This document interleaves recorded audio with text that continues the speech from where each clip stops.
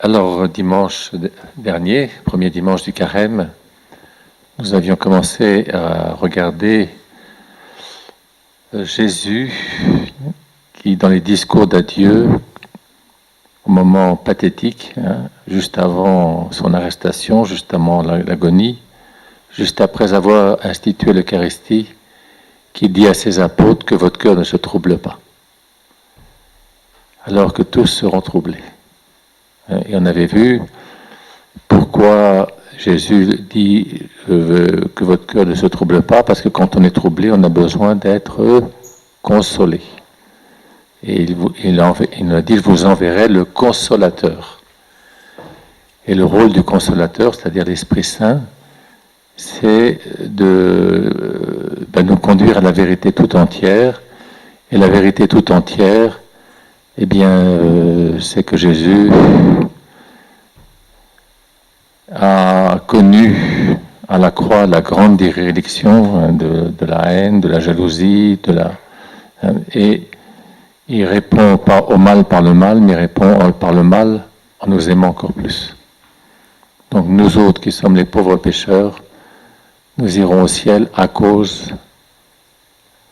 du fait que Jésus a porté le péché du monde. Et c'est pour ça que si nous nous reconnaissons pécheurs, eh bien nous sommes consolés. Première partie.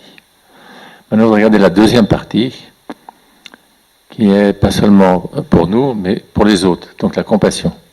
Alors la compassion, c'est d'abord le mystère de Marie. Quand on regarde l'histoire de l'humanité, quand on regarde les histoires, si on peut faire la théologie, entre guillemets, des apparitions de Marie, on voit que Marie apparaît toujours au moment les plus difficiles de l'histoire de nos peuples. Et par exemple, si je prends Lourdes, c'est l'athéisme qui est en train de se répandre en Europe, et particulièrement en France. Fatima, c'est le communisme. C'est la Première Guerre mondiale, le communisme. Si je regarde Kibeo au Rwanda, elle est apparue 10 ans avant le génocide. Et elle a demandé la conversion. Donc voilà, si je regarde Cotignac, là où on ira, il y a 500 ans, bien c'est au moment où le protestantisme est en train de se répandre en France, et où l'esprit de la Renaissance, qui est un esprit païen, commence à gagner les esprits. Marie revient, elle nous rappelle qu'elle est Notre-Dame de grâce. Voilà, alors cette maternité de Marie, elle a commencé à la croix. Et à la croix, Jésus regarde sa mère et il lui dit, femme, voici ton fils. Et à Saint Jean, voici ta mère. Donc c'est à partir de ce moment-là que Marie va être mère d'un disciple qui a le cœur troublé, parce que Saint Jean, il est à la croix, mais il est troublé. Et puis de tous les autres, elle est mère d'une communauté où ça ne va pas du tout. Puisqu'il y en a un qui s'est suicidé. Il y a Pierre qui a disparu de la circulation en ayant renié par 3 fois son maître et son Seigneur, alors qu'il voulait le défendre. Et puis les autres, c'est pas brillant.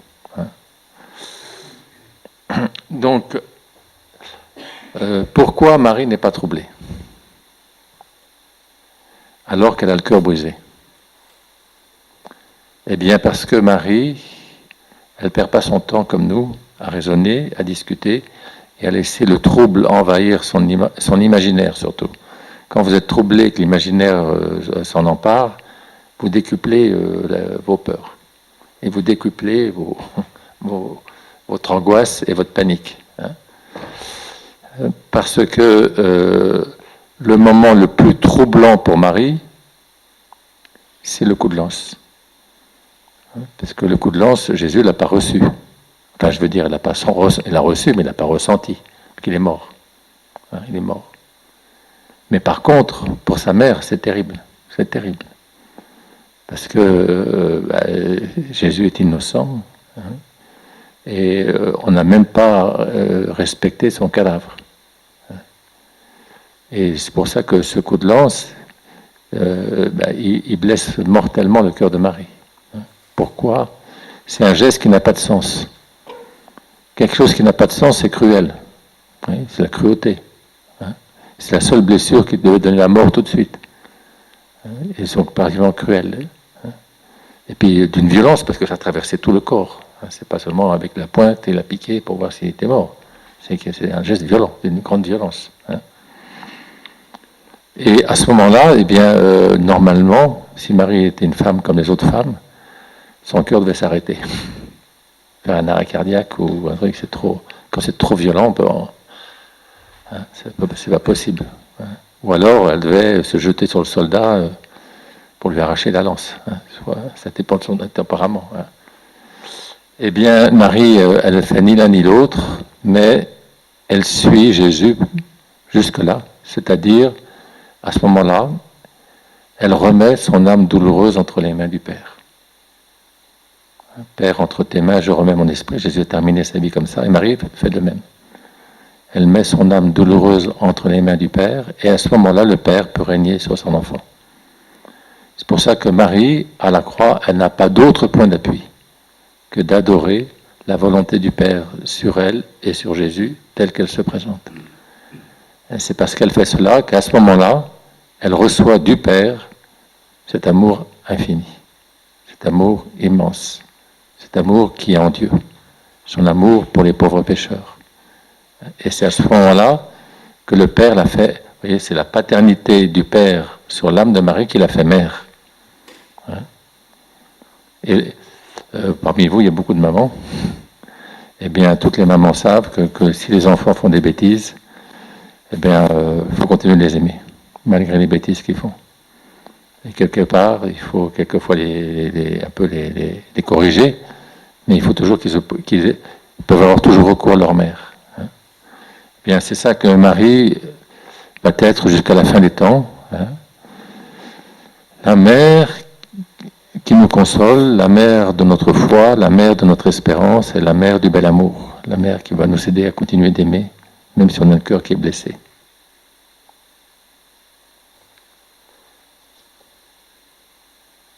Alors, vous voyez, ce grand trouble, ça va durer. Jésus est ressuscité le jour de Pâques, mais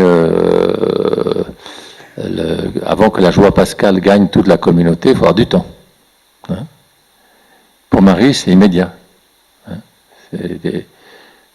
Parce que Marie croit. Vous voyez, Marie croit que... Vous voyez, quand on met Jésus au sépulcre, eh bien, il est enfoui dans la terre. La terre, c'est opaque. La nuit, il y a des lueurs, mais la terre, c'est opaque. Et ce samedi saint, eh bien, tout le monde perd pied. Et les Juifs disent, est-ce que Dieu peut mourir? Ben non. Et ben donc, il n'est pas Dieu. Et ce petit raisonnement s'infiltre même dans l'esprit de la communauté et des apôtres. Et ils sont perturbés. Seule la Sainte Vierge garde la foi. Et Marie, le samedi saint, elle pose des actes de foi. Elle croit. Et c'est pas ce qu'elle voit, c'est pas ce qu'elle sent, c'est pas ce qu'elle touche. Ce qu'elle voit, c'est quelqu'un qui est enfoui en terre. Ce qu'elle sent, c'est une douleur grande. Mais ce qu'elle croit qu'il est la vie. Elle croit qu'il lui est donné. Elle croit qu'il est la résurrection. Elle croit qu'il vient du Père. Elle croit qu'il va vers le Père. Elle croit. Vous voyez, la foi porte sur, pas le ressenti, pas le vécu, mais l'enseignement de Jésus. Et seule à ce moment-là, pendant ce samedi saint, Marie vit profondément sa foi. C'est pour ça que la foi de Marie, elle est stable.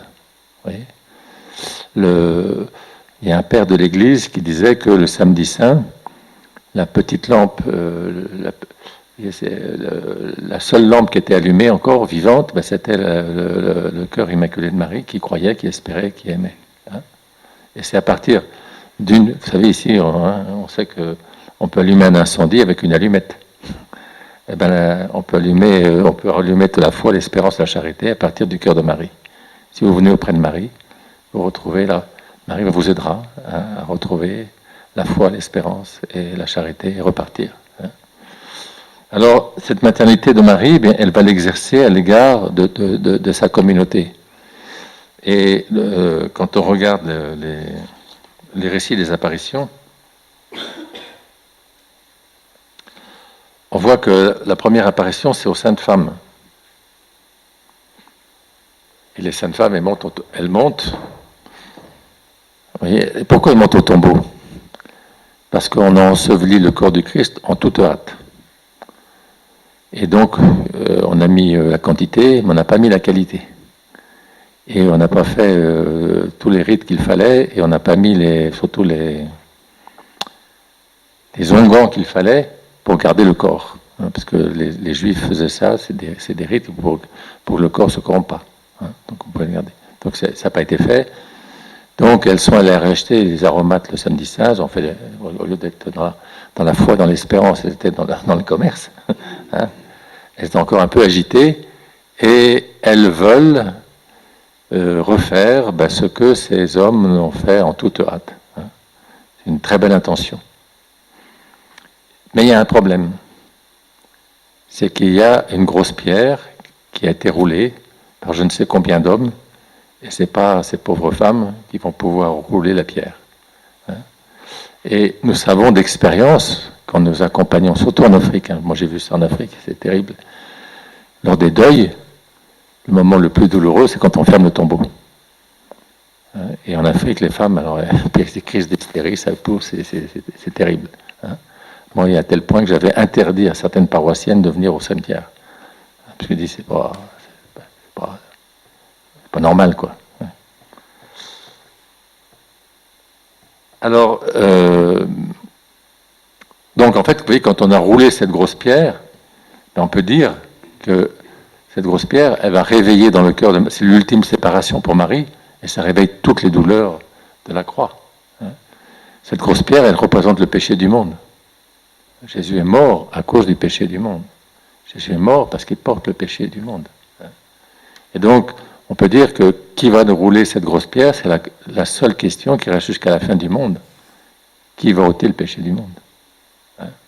Et le péché d'aujourd'hui, et le péché actuel. Eh bien, si nous croyons, eh bien, c'est ça qu'il faut confier au Christ. Père, pardonne-nous. Au Père, pardonne-leur. Quand c'est nous, c'est nous. Quand c'est les autres, c'est pardonne-leur, ils ne savent pas ce qu'ils font. Alors, vous voyez, donc, les saintes femmes, c'est ça. La tristesse qu'elles ont, c'est qui va nous rouler la pierre, qui va ôter le péché du monde. Et c'est toujours accablant quand je vois ce que je vois et j'entends ce que j'entends. Je me dis, est-ce qu'on va s'en sortir? Ben oui, mais maintenant, célébrons le mystère de Pâques. Hein. C'est le sens de la messe. Si on ne célèbre pas la messe tous les jours, le monde va s'écrouler. Dans la haine, dans la jalousie, dans la division. C'est le sacrifice de paix, oui, qui arrête. Hein, et ce sacrifice doit être offert et multiplié dans tous les coins de la terre parce que le monde a besoin de ce sacrifice d'amour. Alors, le propre des femmes, c'est qu'elles veulent être seules. Et c'est pour ça qu'il y en a une qui va se détacher du groupe des femmes. Marie-Madeleine, elle ne supporte pas d'être avec les autres. Donc elle pique un petit sprint dans la montée pour se détacher et arriver la première. Et elle veut faire ça tout seul. Alors Saint Jean nous raconte, avec beaucoup de détails et de simplicité, ce petit événement. Alors quand Saint Jean nous raconte ça, c'est pas pour se moquer d'elle. Hein. C'est au contraire, c'est un enseignement divin qui va nous aider à comprendre une ornière dans laquelle Marie-Madeleine est et que nous dans laquelle on est souvent. Hein. Et moi, je dis de temps en temps, quand je commande ça, je trouve que, en fait, Marie-Madeleine, elle fait une dépression, quoi. Hein. Le jour de Pâques, elle fait une dépression. Quelle est la cause de cette dépression? Hein? Alors, le premier jour de la semaine, Marie de Magdala vint de bonne heure au tombeau, et comme il faisait encore sombre, elle aperçoit la pierre enlevée du tombeau. Donc la pierre qui est roulée est le signe de la résurrection. Mais elle, c'est catastrophique. c'est le signe que quelqu'un est passé avant elle et a fait les choses avant elle, et c'est catastrophique. Et comme le corps du Seigneur, elle ne le trouve pas, ben, elle pense, elle imagine, voilà, qu'on l'a volé. Et parce que Marie-Madeleine, elle est complètement fixée sur son projet. Son projet qui était d'embaumer le corps du Seigneur, de faire les choses bien. Et c'est ça qu'elle veut faire. Et si elle ne peut pas le faire, eh ben, oui, c'est un projet artistique. Le plus beau projet artistique, parce que c'est embaumer le corps du Seigneur. C'est la dernière liturgie. Et la première annonce du mystère pascal, c'est Marie-Madeleine qui le fait. Elle court comme une folle, elle va trouver Simon-Pierre et l'autre disciple, et elle leur dit, non pas le Christ est ressuscité, mais on a enlevé le Seigneur du tombeau et on ne sait pas où on l'a mis. C'est pour ça qu'il faut faire très attention aux annonces même des femmes qui sont disciples du Seigneur et qui ne sont pas dans la foi. Quand on n'est pas dans la foi, eh bien on interprète selon nos émotions. Et ces deux femmes vont faire qu'il y ait une procession pas tellement liturgique le matin de Pâques, puisque le premier pape, et puis Saint Jean qui est évêque, ils courent comme des fous. Ils courent comme des fous et ils arrivent au tombeau. Et quand ils arrivent au tombeau, Saint Jean, qui est plus jeune et puis qui a le cœur pur, il arrive le premier, mais Saint Jean sait que Jésus a fait alliance avec Pierre. Et donc il respecte cette alliance. Même si Pierre a failli, Dieu ne reprend pas ses dons. Donc il laisse Pierre entrer devant, et quand il voit le linceul posé là, alors que pour Lazare, il a fallu délier les bandelettes, la personne a délié les bandelettes, il est passé à travers, il vit et il crut. Il crut en quoi? En la résurrection. Je suis la résurrection, le crois-tu? Saint Jean est un apôtre. L'apôtre, il ne garde pas ça pour lui. Et Saint Jean, il aime Marie-Madeleine. Il a certainement dit à Marie-Madeleine, mais Marie-Madeleine, regarde ce qui s'est passé avec ton frère, regarde ce que le Seigneur a dit. Et donc, voilà, aujourd'hui, il faut entrer dans la joie de la résurrection. Le Seigneur, il a la résurrection et la vie. Et le propre de Marie-Madeleine, c'est qu'elle n'écoute pas. C'est là que vous voyez, c'est ça le dépressif. Le dépressif, vous avez beau lui parler, il n'écoute pas. Donc elle n'écoute rien du tout. Et Pierre et Jean, eh bien, vous voyez, c'est la pauvreté de la vie apostolique, c'est que vous prêchez, puis ça ne marche pas. Ça ne fait aucun effet. Et il la laisse seule. Et qu'est-ce qu'elle fait quand elle est toute seule? Elle re-rentre au tombeau, alors qu'il est vide, alors qu'il n'y a rien à voir. Et elle s'enfonce, si on peut dire, dans sa dépression. Et là on voit que Dieu est infiniment miséricordieux. Il y a deux anges qui l'attendent. Alors, moi, j'ai jamais contemplé des anges, mais je sais qu'à l'île Bouchard, une apparition de la Sainte Vierge, où Marie apparaissait toujours avec un ange, avec l'ange Gabriel. Il y avait deux petites filles qui étaient là, et il y avait une des petites filles qui ne regardait jamais la Sainte Vierge, mais toujours l'ange, parce qu'il était bien plus beau. Il était tout en couleur, tout en mouvement, et ça bougeait tout le temps. Donc, avoir l'apparition d'un ange, c'est pas rien. C'est pas un pauvre type qui traîne par ici, quoi. C'est vraiment deux anges. Un à la tête et un aux pieds. Et les anges lui demandent, mais pourquoi pleures-tu? Donc, ils font appel à son intelligence, à sa réflexion. Et elle dit, parce qu'on a pris le corps de mon Seigneur, je ne sais pas où on l'a mis. Mais quand il y a un dialogue, il faut écouter la réponse. Les anges, la mission des anges, c'est de nous éclairer. La mission des anges, c'est de nous apporter la bonne nouvelle. C'est de nous faire comprendre ce qu'on ne comprend pas. C'est pour ça qu'il faut prier les anges pour être dans la lumière. Et elle n'écoute pas la réponse, elle se retourne, et elle se trouve devant Jésus. Et elle le prend pour le jardinier. Saint Thomas d'Aquin, il dit à ce moment-là, on ne peut voir le corps du ressuscité que dans la foi. Comme elle n'est pas dans la foi, elle est troublée.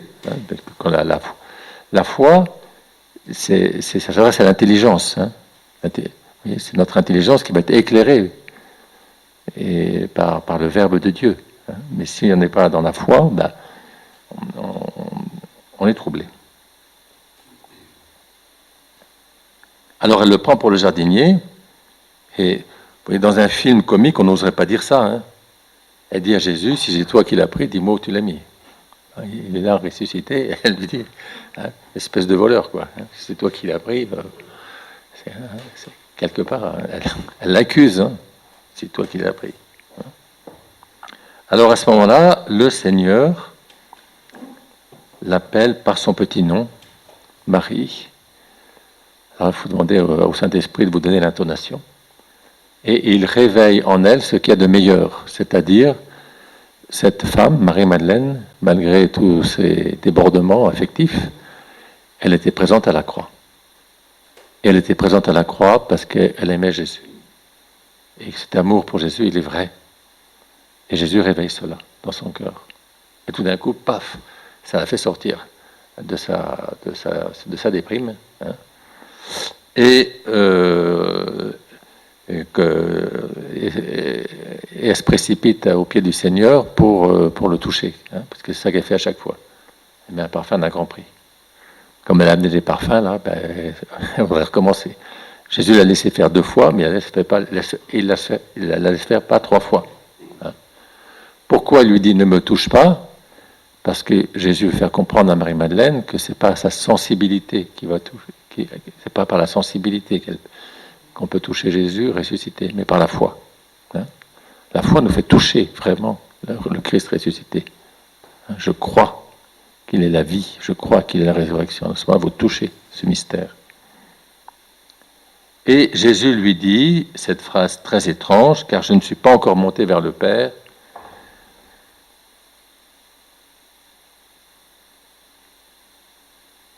Mais va trouver mes frères et dis-leur, je monte vers mon Père et votre Père, vers mon Dieu et votre Dieu. Alors, pourquoi c'est étrange ? Parce qu'en fait, Jésus à la croix, il remonte vers le Père. Père, entre tes mains, je remets mon esprit. Jésus, le Père n'a pas dit à Jésus, tu restes encore 50 jours sur la terre, ou 40 jours plutôt. Non, il est monté. Mais cette vérité n'est pas crue par Marie-Madeleine. Elle n'est pas objet d'espérance pour Marie-Madeleine. C'est pour ça qu'il dit « ne me touche pas ». C'est que quand vraiment vous aurez compris que je suis auprès du Père, et que vous comprendrez ce que c'est que le mystère de la résurrection, de la vie en pleine, du retour du bien-aimé vers le Père.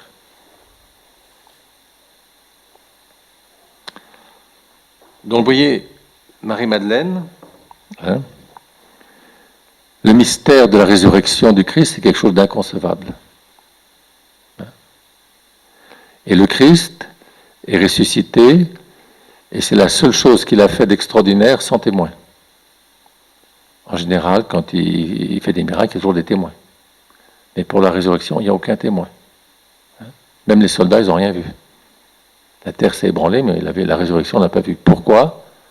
Parce que s'il y avait des témoins, on serait encore resté au phénomène. Et on aurait décrit, on aurait dit, oh là, c'était très... Et il y a ceux qui... Voilà. Et le Christ ne veut pas qu'on s'arrête au phénomène, mais qu'on vive du mystère. Hein. Et la foi, c'est vivre du mystère de la résurrection. Hein. C'est pour ça qu'il n'y a eu aucun témoin, pour que voilà, on entre dans le mystère de la foi. Une foi toute pure, qui porte sur je suis la résurrection, le crois-tu, hein. Le je suis de Jésus. Sur ce qu'il est. Alors ensuite, l'autre trouble, c'est les disciples d'Emmaüs. Les disciples d'Emmaüs, il y a le premier cercle qui est les apôtres, et puis il y a les 72 qui sont autour. Les disciples d'Emmaüs faisaient partie sans doute des 72 qui sont autour. Donc c'est le deuxième cercle. Et dans ce deuxième cercle, eh bien, ces disciples, le lendemain de la Passion, hein, donc le jour de Pâques, dans l'après-midi, ils quittent Jérusalem parce qu'ils n'en peuvent plus. L'air est irrespirable. La haine qu'il y a à l'égard du Christ, ils sentent que ça se continue à l'égard de la communauté, et puis ils sont découragés, et donc ils repartent. Et les disciples d'Emmaüs, vous voyez, c'est un peu comme les journalistes. Quand vous écoutez les informations, toutes les demi-heures, vous avez les mêmes informations. pendant toute une journée. Le lendemain, on change, mais s'il y a une catastrophe, on vous redit la catastrophe pendant toute la journée. Et les disciples d'Emmaüs, c'est ça. Hein. Ils ruminent, ils bouclent. Ils parlent entre eux de cet événement qui les a troublés, tout ça et tout ça. Hein. Et Jésus les rejoint, il est à côté d'eux, il leur dit: de quoi parlez-vous? Il dit: mais tu es le seul à pas écouter les informations. Tu ne lis pas de journal, tu n'écoutes pas la radio, hein. Tu es le seul qui n'est pas au courant. Et Jésus fait l'imbécile, leur dit: de quoi? Hein. Et il leur dit: ce qui concerne Jésus, voilà, on attendait qu'il soit le Messie, on espérait, et puis voilà qu'il a été crucifié, on l'a mis au tombeau. Il y a bien des femmes qui ont dit qu'il est ressuscité, qu'ils l'ont vu, mais est-ce qu'on peut croire des choses pareilles, hein? Alors Jésus leur dit: au cœur sans intelligence et lent à croire. Hein. Voilà, donc, vous voyez, les disciples d'Emmaüs, vous voyez, c'est lire les événements, parce que ce qu'ils disent, c'est pas faux, mais pas dans la lumière de la parole de Dieu. Si vous lisez le journal, vous devez lire le journal dans la lumière de la parole de Dieu. Et c'est la parole de Dieu qui peut éclairer le quotidien, votre quotidien. Et sinon, vous allez être déprimé. Sinon, vous allez être triste. Sinon, vous êtes accablé. Sinon, vous voyez que le monde n'avance pas. Et donc, ils demandent à Jésus de rester avec eux. Jésus a marché un petit moment avec eux, et à un moment, Jésus fait mine de les quitter, et il demande: non, ne nous quitte pas, reste avec nous. Eh bien, vous voyez, Jésus veut rester avec nous, mais il faut l'inviter. Il faut l'inviter dans notre quotidien, il faut l'inviter dans nos maisons, il faut l'inviter dans nos champs, il sera toujours avec nous. Et il sera heureux de nous enseigner sur le sens des Écritures. Parce que Jésus, c'est la parole vivante. Et puis, il se fait reconnaître à la fraction du pain. C'est pour ça que l'Eucharistie sera, jusqu'à la fin des temps, le sacrement de la présence de Jésus pour les croyants. Alors, ensuite, le soir de Pâques, eh bien, c'est la communauté. Alors, il en reste combien? Il en reste 10. Parce qu'il y a Judas qui s'est suicidé, et puis il y a Thomas, on ne sait pas où il est. Il est parti faire des courses, sans doute. Enfin, il n'est pas là, quoi. C'est toujours, dans une communauté, il y a toujours un décalé. Il y a toujours un qui est en retard. Toujours un qui n'est pas là au moment important. C'est souvent le même. Alors, je me souviens, quand j'étais étudiant là, à Fribourg, il y avait un prêtre syrien, donc de rite syro-malabar. Non, pas syro-malabar. Le rite, il chante en arménien. Syriaque, c'est syriaque, ouais. Il chante en arménien. Et il nous a chanté un tropère qui chante pour le 15 août. Donc c'était comme si c'était de l'arabe, quoi. Mais c'est de l'aramien. C'est la plus ancienne communauté chrétienne, la communauté syrienne. Et ce tropère disait qu'en fait, quand la Sainte Vierge a senti que ses mamans étaient près de partir, elle a appelé les apôtres. Ils sont tous venus auprès d'elle, ils ont prié ensemble, et Marie a demandé à Pierre de la bénir. Et après, elle est morte, et ils l'ont enterrée. Et 3 jours, et évidemment, il en manquait un, c'était Thomas. Et Thomas était parti en Inde pour évangéliser l'Inde, et donc le temps qu'on l'informe et qu'il revienne, les événements étaient passés. Et 3 jours après, il arrive, et on lui dit que la Sainte Vierge est partie, et Pierre lui dit: écoute, si tu veux, je t'amène au tombeau. Et ils vont au tombeau, et quand ils arrivent au tombeau, c'est là qu'ils voient le tombeau est vide. Le corps de la Sainte Vierge. Donc dans cette tradition très ancienne de l'église de Syrie, Marie serait morte et ressuscitée. Elle serait partie avec son corps, mais... Donc voilà, Thomas, c'est celui qui... Alors non, pardon. Donc Thomas, il n'est pas là. Et quand le Christ apparaît à ses apôtres, pourquoi ils sont au Cénacle? Parce qu'ils ont peur. Ils ont peur que ce qu'on a fait au Seigneur, ça leur arrive aussi. Et quand on a peur, on prend les mauvaises décisions. Et quand on a peur, on se replie sur soi-même. Et quand on a peur, on n'est pas bien, quoi. Et donc cette apparition, c'est pour les apôtres. Et ils ne sont pas bien même avec eux-mêmes. Parce qu'aucun d'eux n'est fier de ce qu'il a fait. À part Saint Jean qui a été à peu près à la hauteur, les autres n'ont pas été à la hauteur. Et donc on est mal. Quand on était à côté de notre mission, on est mal. Et le Christ apparaît, toute porte étant close, il arrive au milieu d'eux. Vous pouvez fermer tous les verrous. Le Seigneur, il apparaît, toute porte étant close, il se tient au milieu d'eux et il ne leur dit pas, bande de crétins, pauvres types, voyez, comme nous on aurait fait, quoi. Un peu la morale, quoi, régler les comptes. Pierre, mets-toi à genoux, demande pardon. Il sait qu'ils sont troublés. Et quand les gens sont troublés, il ne faut pas les troubler plus. Et c'est pour ça qu'il dit, paix à vous. C'est quand même extraordinaire, la salutation du Christ. La paix à vous. Et cette paix, c'est celle qu'il a eue au pied de la croix. Sur la croix, Jésus est roi de paix. Et cette paix, elle lui vient de son Père. Elle vient du règne du Père, qui règne sur son âme. C'est parce que Jésus a reçu cette paix qu'il peut la donner. Il ne peut pas donner quelque chose que vous n'avez pas reçu. Cette paix, elle ne vient pas du monde. Le monde l'a tourmenté. C'est pour ça que c'est un enseignement très important, parce que tant qu'on est dans le monde, on est dans la lutte. Tant qu'on est dans le monde, on n'a pas la paix. Parce que d'abord, tout ce qu'on fait, c'est pas très bien. On n'est pas toujours fiers de nous. Et puis ensuite, on a à côté de nous, il y a des tas de gens qui nous tourmentent. Et puis il y a le diable aussi qui ne nous met pas dans la paix. Mais la paix, elle est intérieure, la paix, elle est secrète, la paix, elle vient du Père. C'est pour ça que chaque fois qu'on se remet entre les mains du Père, on reçoit cette paix qui vient du Père. Paix à vous. Ayant dit cela, il leur montra ses mains et ses côtés. Alors, pourquoi Jésus montre ses mains et ses côtés? Parce que c'est les stigmates de la passion, c'est le signe qu'il porte le péché du monde, et jusqu'à la fin des temps. C'est pour ça que le Christ portera des stigmates jusqu'à la fin des temps.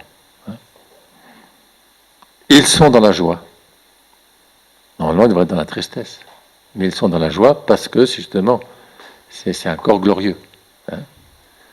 C'est pas des stigmates qui sont sanguinolentes. Elles sont glorieuses.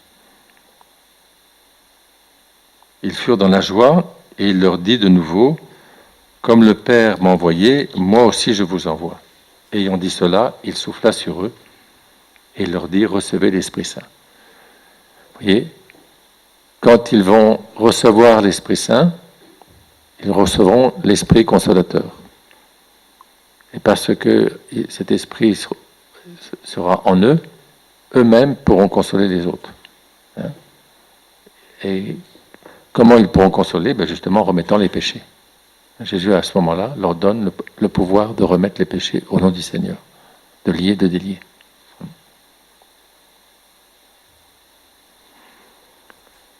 Vous voyez, c'est peut-être là que ça serait beau, ça serait retrouver le sens de la confession aujourd'hui. Quand j'étais au Cameroun, nous les frères, on était l'évêque nous avait demandé de reprendre un collège où il y avait à peu près 2000 élèves. Et avant Noël et avant Pâques, on permettait aux élèves, classe par classe, de sortir pendant un cours pour aller se confesser. En France, vous ferez de ça, il n'y a personne qui reste confessé. Mais là-bas en Afrique, ils n'ont pas de problème pour se confesser. Donc ils sortaient, ils venaient se confesser. Et au Cameroun, il y a plus de protestants que de catholiques. Parce que les protestants sont arrivés avant les catholiques.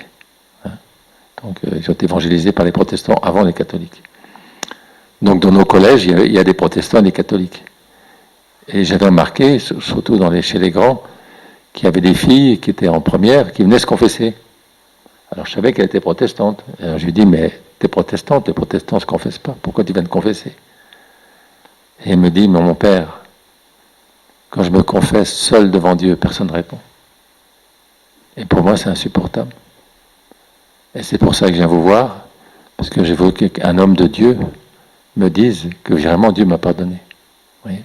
C'est pour ça que quand Jésus donne ce pouvoir aux apôtres, c'est pas pour juger, accabler les gens, c'est pour qu'ils aient le cœur léger, qu'ils retrouvent la paix, vraiment, la certitude que Dieu leur parle. C'est pour ça que quand on a confessé son péché, il ne faut pas revenir dessus.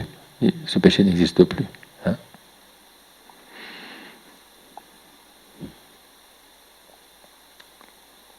Donc voilà, la communauté est encore troublée par la peur. Hein, et le Christ, il paraît que c'est 99 fois dans la parole de Dieu, c'est moi, n'ayez pas peur. Hein. Moi, j'ai pas fait l'enquête, mais enfin, on trouve ça plusieurs fois. Oui, c'est moi, n'ayez pas peur. Ça veut dire que les hommes ont peur. Et nos peurs, il faut les dire à Jésus. Hein. Il faut nommer nos peurs. Hein. Jésus vient comme roi de paix. Alors ensuite, il y a l'apparition à Thomas. Hein. Thomas, c'est celui qui est en retard. Donc Jésus n'a pas attendu que Thomas soit là. Vous voyez, c'est aussi important de comprendre qu'il y a un moment, il y a un passage de Dieu dans nos vies. Si on n'est pas là, lui, il n'attend pas. Hein, on a manqué le rendez-vous. Ah oui, il était là, puis on n'a pas été. Hein. Et Thomas, Jésus n'était pas là. Et Thomas, c'est peut-être l'esprit fort de la communauté. S'il ne touche pas, s'il ne voit pas, il ne peut pas croire. Et c'est très pénible d'être dans une communauté où il y a quelqu'un qui fait la gueule, qui serre la face. Tout le monde est dans la joie, et lui...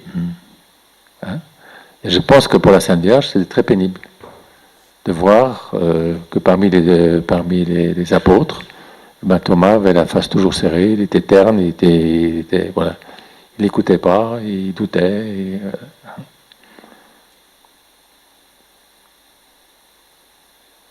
Voilà, c'est c'est l'esprit positivisme.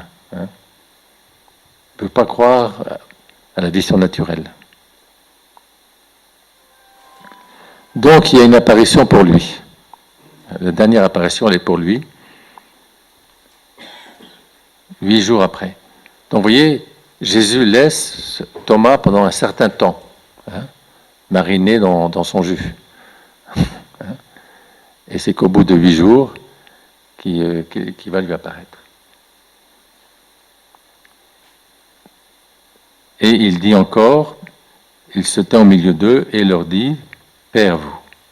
Puis il dit à Thomas, porte ton doigt ici, vois mes mains, avance mes mains et mets-la sur mon côté. Ne deviens pas incrédule, mais croyant. Alors, vous voyez, pourquoi est-ce que pour Marie-Madeleine, il faut qu'elle touche? Pourquoi Marie-Madeleine ne doit pas toucher et que Thomas doit faut qu'il touche? Mais parce qu'on est dans la pastorale. La pastorale, c'est que les moyens, ils sont adaptés à chacun. Donc, c'est pas pour Marie-Madeleine, il ne faut pas qu'elle touche. Pour Thomas, il faut qu'il touche. Voilà. Parce que pour Marie-Madeleine, il faut la purifier de sa sensibilité. Pour Thomas, il faut l'aider à croire. Hein. C'est pour ça qu'il n'y a pas d'absolu dans les moyens. Voilà. C'est comme les mamans. On n'éduque pas un enfant comme on éduque le second, comme on a éduqué le premier. Hein. Chacun, il y a des moyens différents à prendre parce que les caractères sont différents, les difficultés sont différentes, les tempéraments sont différents. Voilà.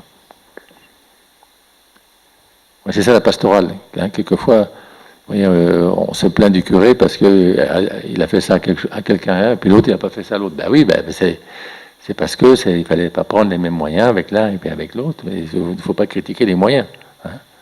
Et c'est la fin qui croit. La fin, c'est de croire. Hein. C'est afin de croire, afin d'entrer dans la foi. Hein. Alors, je ne pense pas que Thomas est touché. Mais je pense plutôt que, d'ailleurs c'est ce que dit l'Écriture, Thomas lui répondit, mon Seigneur et mon Dieu. Donc à ce moment-là, je pense qu'il s'est plutôt incliné et qu'il a adoré la présence de son Seigneur et de son Dieu. Et Jésus lui dit, parce que tu me vois, tu crois, heureux ceux qui n'ont pas vu et qui ont cru. Donc c'est important, parce que c'est pas parce que vous avez vu la Sainte Vierge ou vous avez vu le Christ que vous êtes bien heureux. Au contraire, c'est que vous manquez de foi. Ceux qui ont eu des apparitions, en général, c'est parce qu'ils manquent de foi. Donc si on n'a rien vu, eh bien c'est une béatitude, et la béatitude de ceux qui croient. Parce que quand vous croyez, qu'est-ce que vous faites? Vous donnez votre intelligence à Dieu. Et vous demandez à Dieu de vous éclairer. C'est pour ça que quand on fait un acte de foi, eh bien on donne ce qu'on a de plus précieux, de plus vivant en nous. C'est notre intelligence. Et on ne peut donner notre intelligence qu'à Dieu. Si vous donnez votre intelligence à quelqu'un d'autre que Dieu, ben c'est un gourou. Et vous êtes dans une dérive sectaire.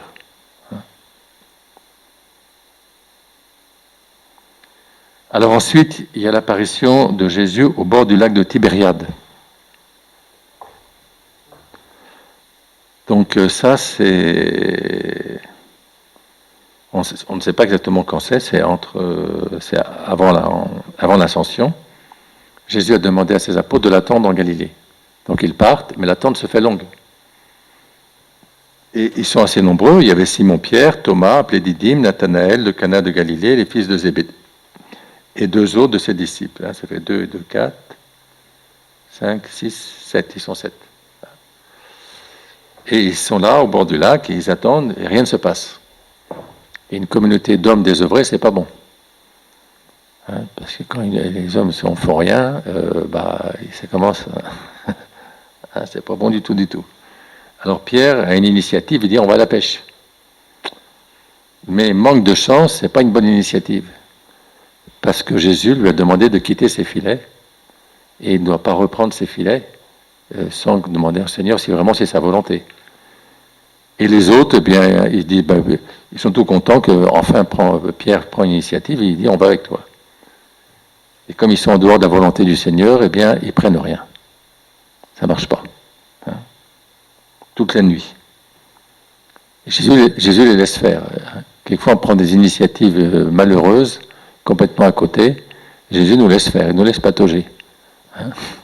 Mais le matin, vous voyez, il leur dit, alors ça c'est quand même extraordinaire, il dit, les enfants.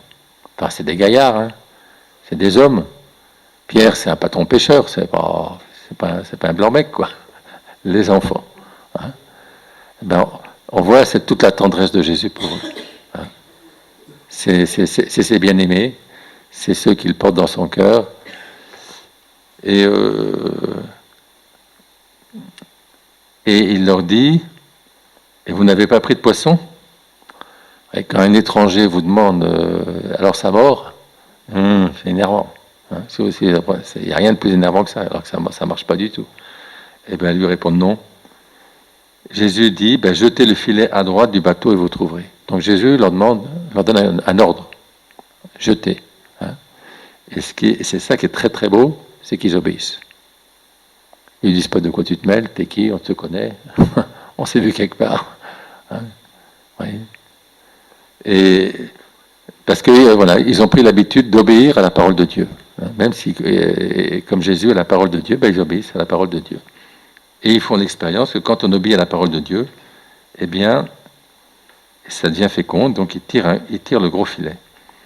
Et alors, il y a un petit détail qui est assez étonnant, c'est que Pierre se jette à l'eau, et les autres, donc les 6 autres, ils vont tirer difficilement le filet. Difficilement.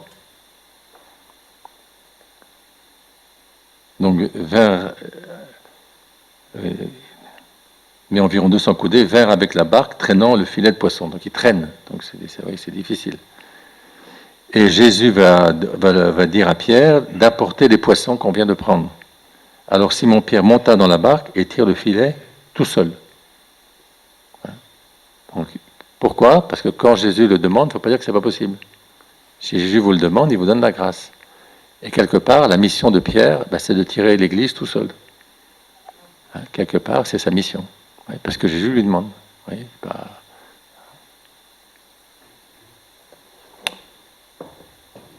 Donc voilà, le lac de Tibériade nous montre que on doit apprendre à ne rien faire en dehors de la volonté du Seigneur. Si on n'est pas dans la volonté du Seigneur, ça ne va pas marcher.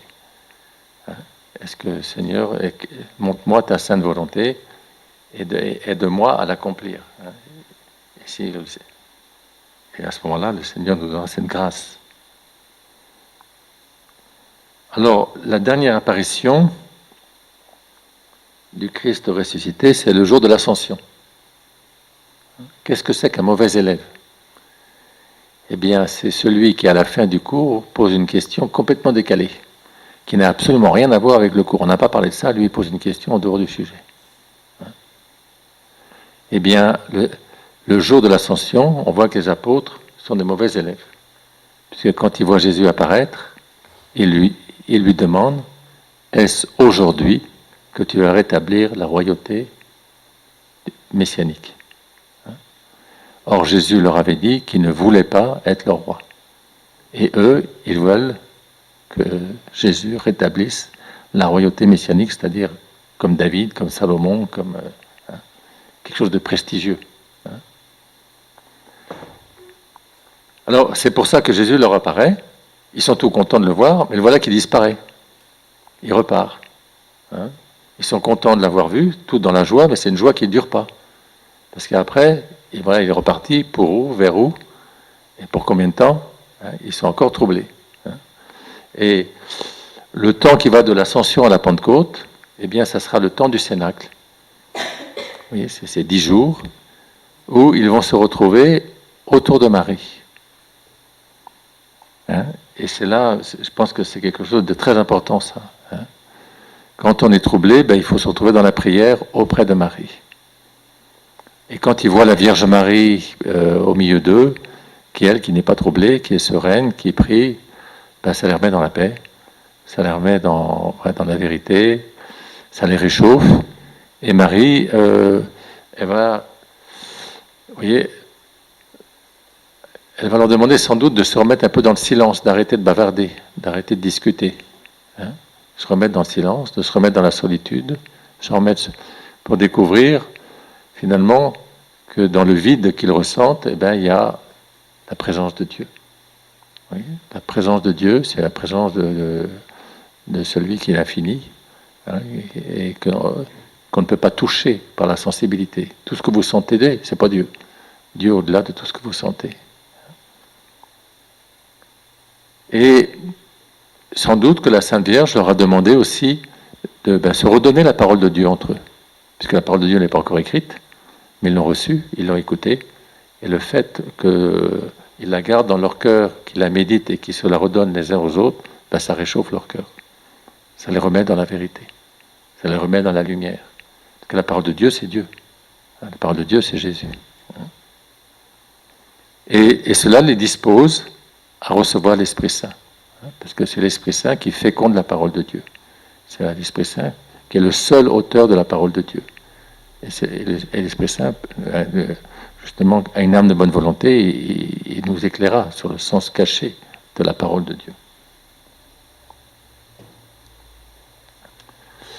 Alors, vous voyez, on voit que c'est important parce que cette communauté qui est troublée, ils vont se retrouver ensemble.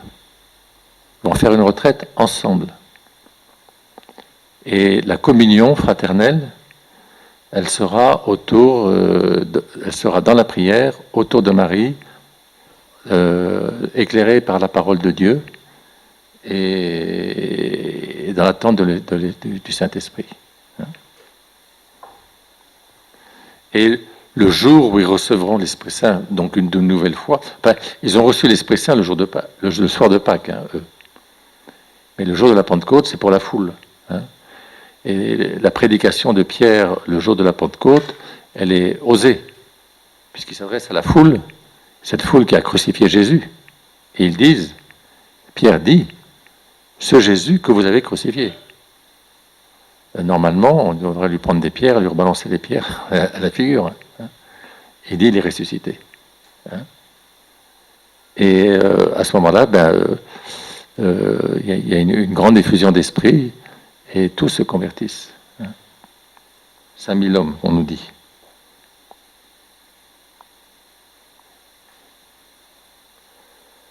Alors, vous voyez, donc le chapitre 14, si votre cœur ne se trouble pas.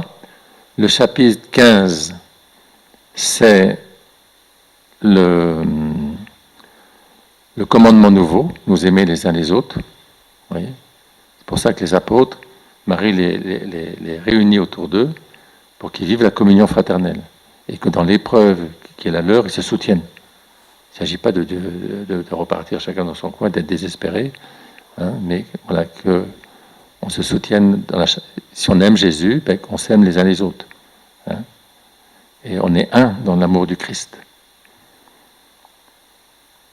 Et puis, le chapitre 16, c'est « Je vous enverrai l'Esprit Saint, il vous conduira jusqu'à la vérité tout entière ». Et le chapitre 17, c'est la prière de Jésus. Alors, la prière de Jésus, quand vous la... Moi, je vous invite à la lire et à la relire. Si vous ne savez pas prier, vous prenez ça. Parce qu'il n'y a qu'une seule prière, c'est la prière de Jésus. Et quand on regarde Jésus, on apprend à prier avec Jésus. Quand Jésus prie, il regarde son Père. Et dans la prière de Jésus, il y a comme deux battements. L'amour pour le Père, l'amour pour nous. Et dans le cœur de Jésus, l'amour pour le Père et l'amour pour nous sont un. Il n'y a pas deux affections. Hein. Jésus aime son Père et nous aime du même amour. Hein. Et c'est pour ça que la prière de Jésus est une prière de délivrance. Hein. Celui qui prie dans la prière de Jésus, il est délivré. Hein, délivré du mauvais.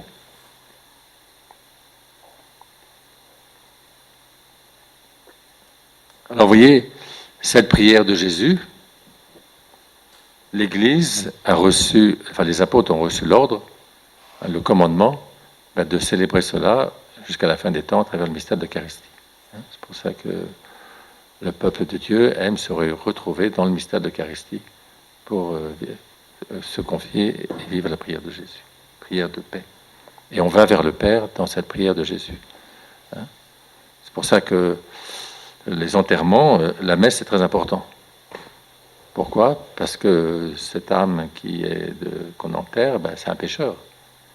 Et qu'est-ce qu'on fait ce jour-là ? On présente cette âme à Jésus.